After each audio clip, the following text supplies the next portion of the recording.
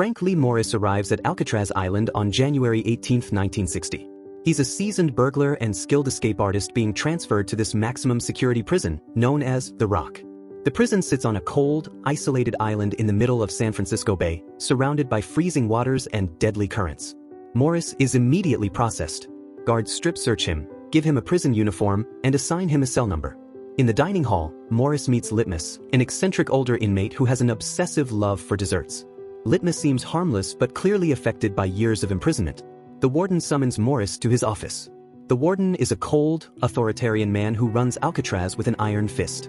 He sits behind his desk and coldly informs Morris that no one has ever escaped from Alcatraz and no one ever will.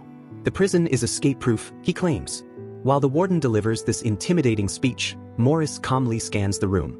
He spots a nail clipper on the warden's desk. Without the warden noticing, Morris quietly steals it, his first small act of defiance and a hint of his escape artist mindset. Morris quickly learns the brutal routine of prison life. He makes friends inside.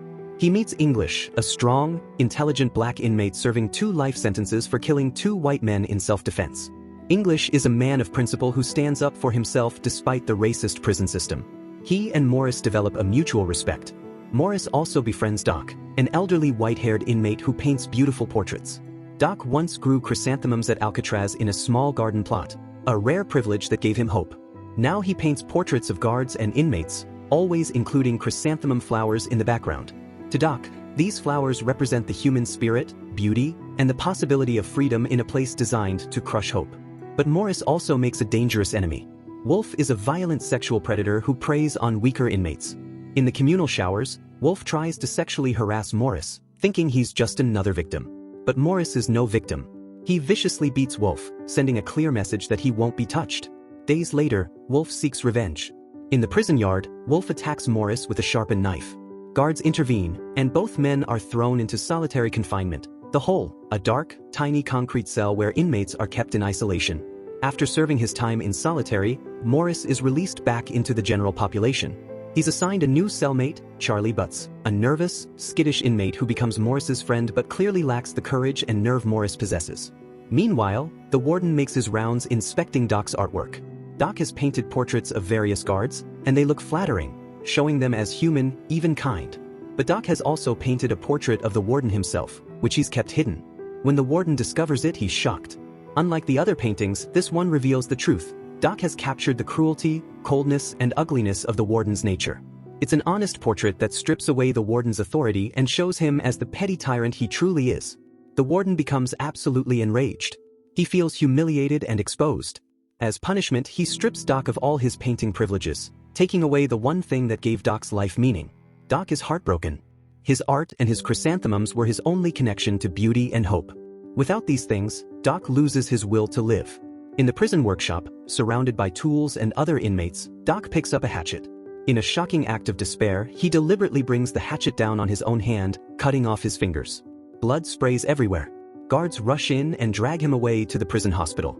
Later, Morris finds something in his pocket, a single chrysanthemum blossom. It's Doc's final gift, a symbol of hope passed from one prisoner to another. Shortly after, Morris discovers that 2 old friends are at Alcatraz, John and Clarence Anglin, brothers who robbed banks together. Morris knew them from a previous prison sentence. They reunite in the yard, speaking in low voices, catching up on old times. One day, while lying in his cell, Morris examines the ventilation grill in his wall. The grill is old, and the concrete around it looks crumbled and weak. Morris tests it with his stolen nail clipper. Small chunks of concrete break away easily. An idea begins to form in Morris's brilliant criminal mind. Morris carefully inspects the prison's layout. He realizes that behind the cell walls is a utility corridor, a narrow passageway that runs behind all the cells, used for plumbing and electrical work. If they could dig through their cell walls, they could access this corridor, climb up to the roof, and potentially escape the island. Morris shares his plan with the Anglin brothers and Charlie Butts. The plan is incredibly complex and ambitious. Dig through the concrete walls of their cells to create openings large enough to crawl through. Create realistic dummy heads to place in their beds so guards doing nighttime head counts won't notice they're gone. Build a raft and life vests from stolen raincoats to cross the freezing bay waters to Angel Island, and from there to the mainland. The work begins. Every night after lights out, Morris digs at the concrete around his grill. Charlie stands guard at the front of his cell, watching for guards. If a guard approaches, Charlie whistles softly to warn Morris.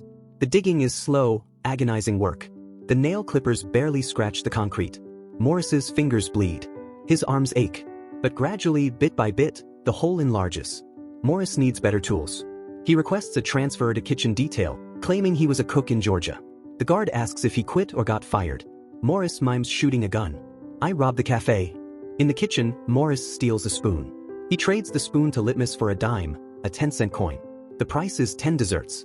Morris needs it tonight, so Litmus charges an extra 5 desserts, plus 10 beetles for Litmus's pet mouse.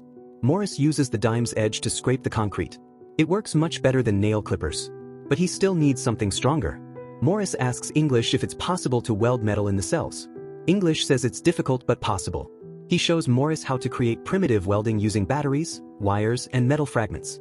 Morris welds the dime onto a larger piece of metal, creating a more effective digging tool. One night while Morris digs, a guard smells something burning from the welding. He approaches Morris's cell. I smell something burning. Morris quickly hides his work. I don't smell anything. It must be in my imagination, the guard says. Working nights gets to you after a while. You ought to try it from my side, Morris responds calmly. The guard leaves, but Morris knows he's getting suspicious. Morris makes a wooden wedge in the carpentry shop to knock the grill's hook anchors loose. He tries to carry it back through the metal detector, but the detector rings. There's a thin strip of metal on the wedge's edge. A guard stops him. Morris, hold it. I made it for a clothes peg, Morris explains.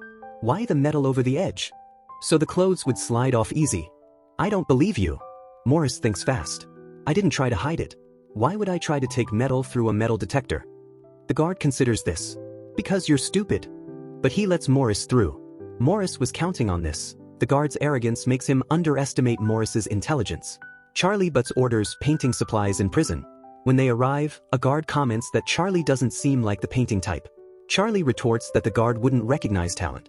The guard fires back. I'm looking you in the face and I don't see jack shit. Morris begins constructing his dummy head. He mixes toilet paper, soap shavings, and plaster into a paste. He molds it into the shape of a human head. He lets it dry for days. Then he paints it with flesh-colored paint, adding subtle shading for depth. Finally, he carefully glues on real human hair, positioning it to match his own hairline. The result is disturbingly realistic. One night, Morris places the dummy head in his bunk and pulls the blanket up to its chin. He hides near the cell door. A guard walks by doing count. He looks into Morris's cell, sees the head on the pillow, and assumes Morris is sleeping soundly. The guard doesn't even pause. He moves to the next cell. The dummy works perfectly. Weeks pass. Morris breaks through his cell wall and squeezes into the utility corridor. It's dark, cramped, filled with pipes and wires. He climbs upward carefully, testing each foothold. He reaches the top of the cell block and finds the ventilator shaft, a metal structure riveted to iron uprights. He can't reach it alone. He needs someone to boost him up. But he reports back. The route to the roof exists. The escape date is set, Tuesday night, June 12, 1962. As the date approaches, Morris decides to honor Doc's memory.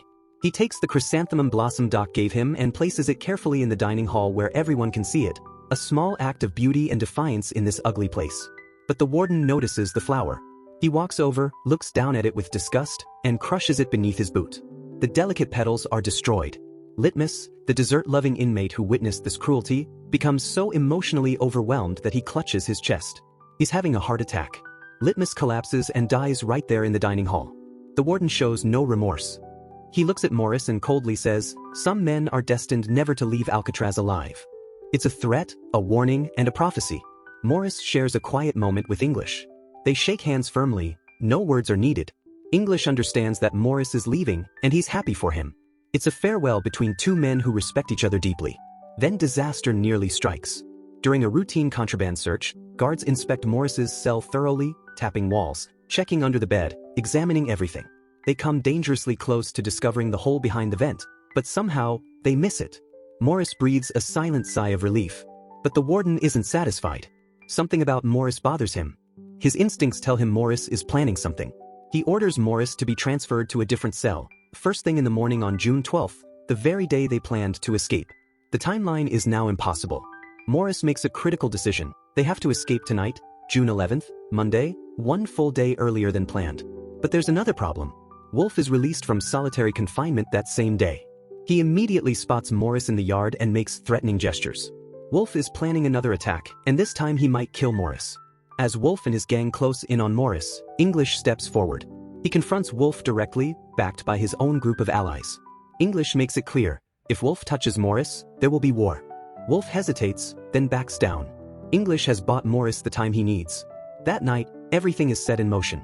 Morris, the Anglin brothers, and Charlie Butts prepare to meet in the hidden utility corridor behind their cells. Morris places his dummy head in his bed, pulls the blanket up to make it look like he's sleeping, and squeezes through the hole in his wall. The Anglin brothers do the same. But Charlie Butts freezes. Fear overwhelms him. His hands shake. His heart pounds. He stares at the hole in his wall but cannot bring himself to crawl through. He's terrified of being caught, of being shot, of drowning in the bay. Butts fails to show up at the meeting point. Morris and the Anglin brothers wait in the dark corridor, but Butts never comes. They can't wait any longer. Reluctantly, Morris makes the decision. They go on without him. Carrying their homemade raft and life vests, the three men climb up through the ventilation shaft. They navigate the maze of pipes and ductwork inside the prison walls, moving carefully and silently. They reach the roof, pushing aside a ventilation grate. Cold night air hits their faces. The prison yard below is illuminated by sweeping searchlights. Guards patrol with rifles. Morris and the Anglins wait, timing their movements perfectly. When the searchlights sweep away, they move. When the lights return, they freeze. Slowly, carefully, they make their way across the roof. Meanwhile, Charlie Butts finally gathers his courage. He climbs through the hole in his wall and rushes to the ventilation shaft, but he's too late. He can't reach it. The route is too difficult, and he's not familiar enough with the path. Overcome with despair and regret, Butts crawls back to his cell. He places the dummy head in his bed and lies down, knowing he's just lost his only chance at freedom. On the roof, Morris and the Anglin brothers reach the edge of the building. They scramble down the side using pipes and ledges, dropping into the prison yard. Their hearts pound. They sprint across the open ground toward the perimeter fence, expecting gunshots at any moment. But the guards don't see them. They reach the tall barbed wire fence at the edge of the island. Using their makeshift tools and sheer determination, they climb over, cutting their hands and clothes on the sharp wire. They drop down onto the rocky shoreline. The water is freezing cold, almost unbearable. They inflate the raft by blowing air into the sealed raincoat seams. It's crude, but it works. The three men wade into the dark, icy waters of San Francisco Bay. They cling to the raft, partially submerged, using their legs to kick and propel themselves forward. The current is strong, pulling them in different directions. The lights of the city glow in the distance. Slowly, they disappear into the fog and darkness, vanishing into the night.